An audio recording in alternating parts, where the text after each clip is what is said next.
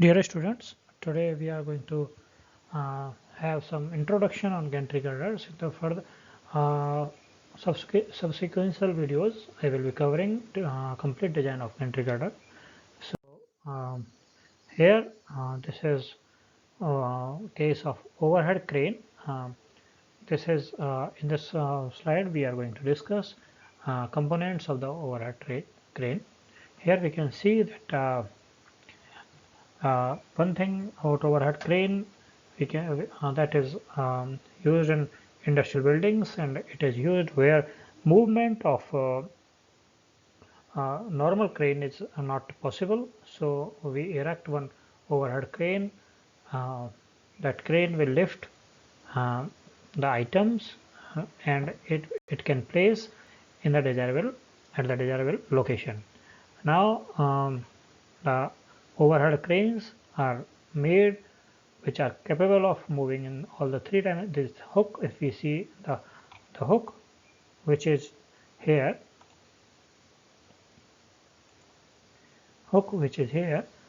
this is the component which will be lifting the luggage or the items, and by virtue of design of the overhead crane, it will be moving in all the three directions, all the three dimensions, and therefore it is able to place the items or shift or transport the items effectively. Now in the two ends, this one and the other end, the near side and far side are written here. So here we can see that um, um, the crane is being supported by the structure at these 2 points, this near side and this far side.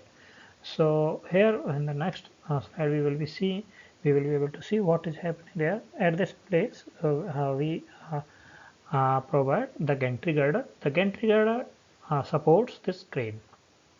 So in this crane we can see that this is hook, and the minimum distance which the hook has to maintain from the near side or far side is called minimum approach. So when this crab or trolley is nearest to the any of the near side or far side, that at that moment whatever is the distance between hook and that side is called minimum approach. So these two are the girders, crane gird. These two girders are called crane girders. So the arrangement is like this. This is hook. Hook has to lift the items or goods, and that hook is connected to trolley. The trolley is being supported by two crane girders. Uh, so the two crane girders are transferring the force with the help of wheels on the uh, crane rail, and this crane rail is being supported on the um, gantry girder. So here a few things which are important is span of the um, gantry girder, at what uh, distance or at what span the gantry girder is being supported by the structure, and then span of the crane girder, the distance between two gantry girders, in other words, then wheels distance between two wheels, and minimum hook approach or minimum approach. These are few things which are very critical in designing of a gantry girder.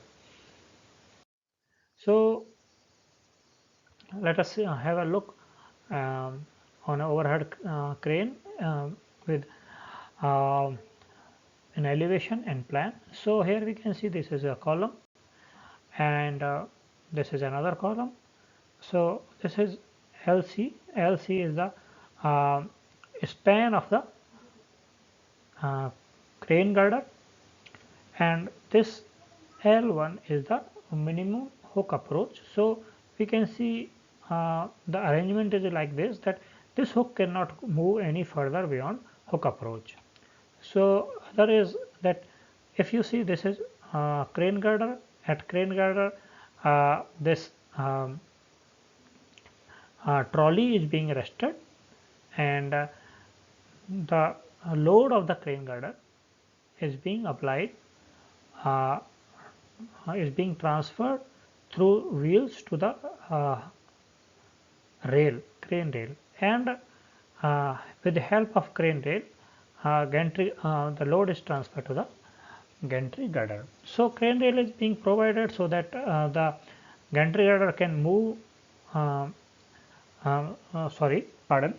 The crane rail is being applied so that the wheels can move, and with the help of movement of the wheel, this whole crane truss or crane beam, whatever it is, can move to and forward and backward, and be able to transport the good forward and backward. And this, there are another wheels here which help the trolley to move leftward, rightward and leftward, so that the hook can move leftward and rightward. And here this arrangement, this chain pulley system makes it capable, make the hook capable to move in the vertical direction, upward and downward. So in this way, the load which is being applied, which is being lifted here, the weight of the hook, weight of the trolley, weight of the crane truss, weight of the rail, and everything is being supported by the gantry girder, and gantry girders are being supported by the column.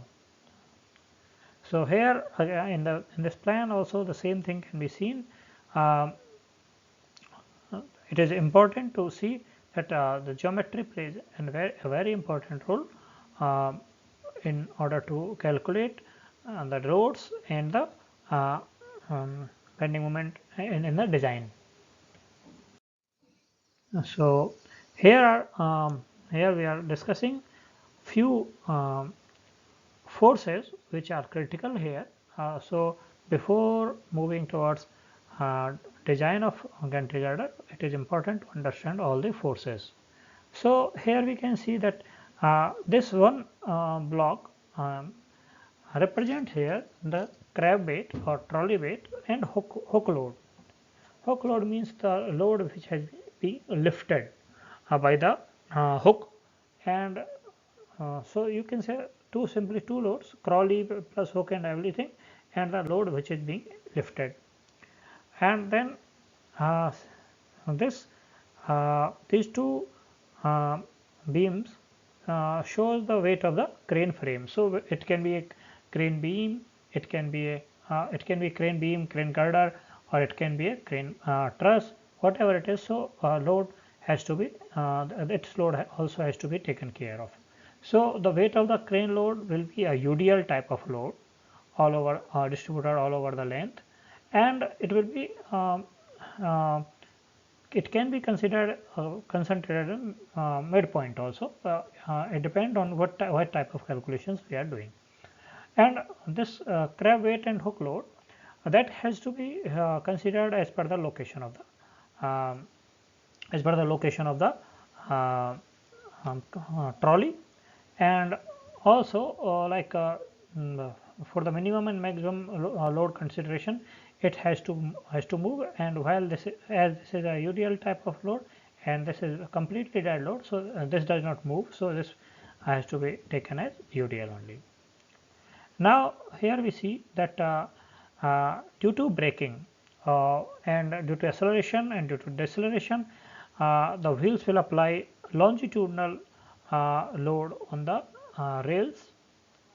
Also due to movement of the trolley in the left and movement of the trolley on the left and right side, a surge will have to be applied on the rails in the direction perpendicular to the rails, or that is direction perpendicular to the gantry girder. The wheel load, in addition to that, wheel load will be applied in the vertical direction, which is directly gravity load. So now under wheel load we will be seeing a different type of combinations which we will be discussing in the when we are going to discuss the load, when we are going to discuss the design of the crane. Pardon me, which we will be discussing the design of the gantry girder.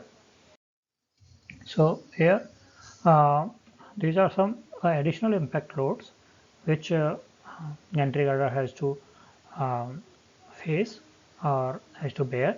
So for electrical operated cranes, where we see the electrical operated cranes may have higher speed or higher load capacity. So here uh, uh, additional impact load are bit higher than hand operated cranes.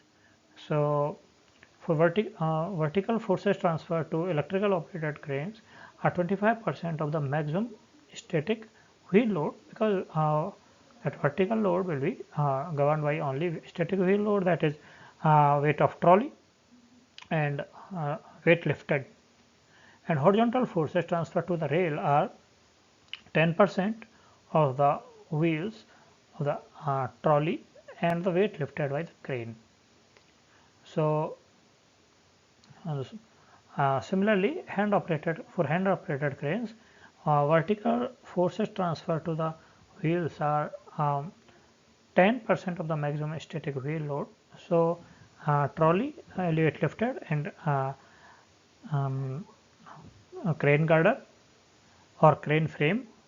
And for horizontal forces transferred to the rail for a hand operated crane, the impact allowance will be 5% of weight of the trolley and the weight lifted by the crane. So in this video I am covering up to that much only. In the next video we will be discussing further.